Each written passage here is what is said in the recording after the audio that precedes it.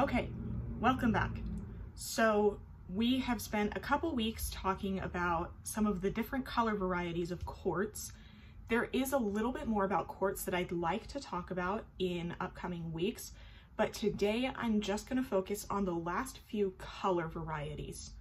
So like I said, there are some other aspects of quartz that I'd like to go over, some different kinds, but today we're just going to finish talking about the quartz that's classified by its color. So we've got three more to talk about. I'm going to cover rose quartz, smoky quartz, and blue quartz today. So rose quartz is exactly what it sounds like. It's quartz that is pink. Now in nature, it's really hard to find crystals of rose quartz that are particularly big. So what a lot of people will do is they'll take colorless quartz and they'll dye it pink, or they'll take other stones and dye it pink and call it rose quartz. This doesn't mean that rose quartz doesn't exist, that it's not found naturally or anything. It just means that it's found naturally in very small quantities and in very small pieces. So you have to kind of improvise if you want rose quartz. Rose quartz is really popular for jewelry. I see a lot of people with necklaces, especially, made with rose quartz. Typically what I see are people who like to keep it uncut or unfaceted. So they'll try to keep it as natural looking as they can. Rose quartz is also popular for carvings and sculptures, a lot like citrine and ametrine. I just saw last night, a friend showed me a picture of a tea set made out of rose quartz. I will clarify that's not exactly useful. It's not a very productive use of rose quartz.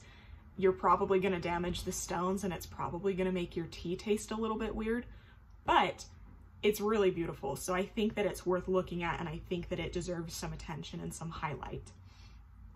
Smoky quartz is quartz that has a lot of inclusions, like other minerals in it. So it looks kind of gray or black.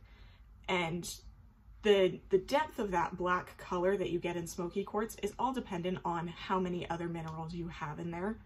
It looks very similar to what's known as a salt and pepper diamond, which is a diamond that has a lot of black spots and it gets kind of cloudy or gray or black looking.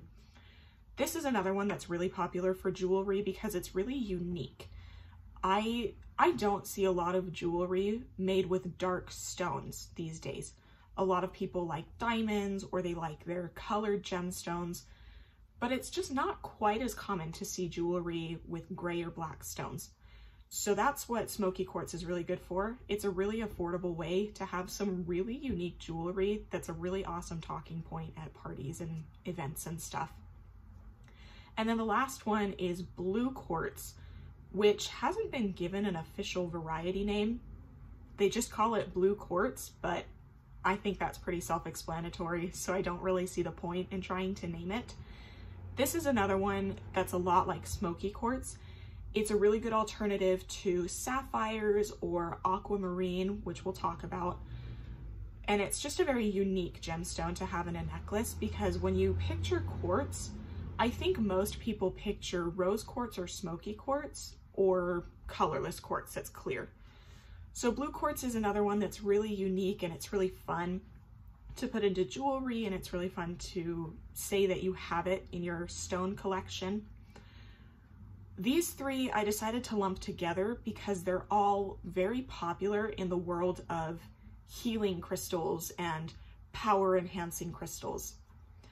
Now, I don't know anything about these theories. I don't know anything about crystals as far as, you know, their magical properties or their healing powers, but you see all over the internet and you see in books throughout the ages, people feel like certain crystals can be designated to enhance some of your bodily capacities. They can have medicinal purposes or magical purposes.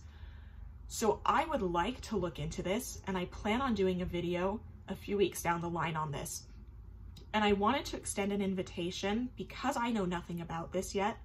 If any of you who are watching this have ideas or opinions or research that you'd be willing to share with me, or if you have experiences with the healing and magical properties of crystals, please send them my way. You can direct message me on Instagram, and I promise I'll read it. I will look into it and include it, because I'm really interested in finding out how this works and what the theory is, and I'd like to do a little bit of experimentation.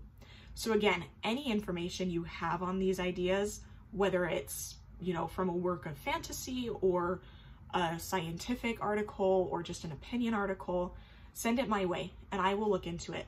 And as always, please like and subscribe, tell your friends. You can look at my page on Instagram if you want some more pictures of really pretty gemstones. And I will be back next week.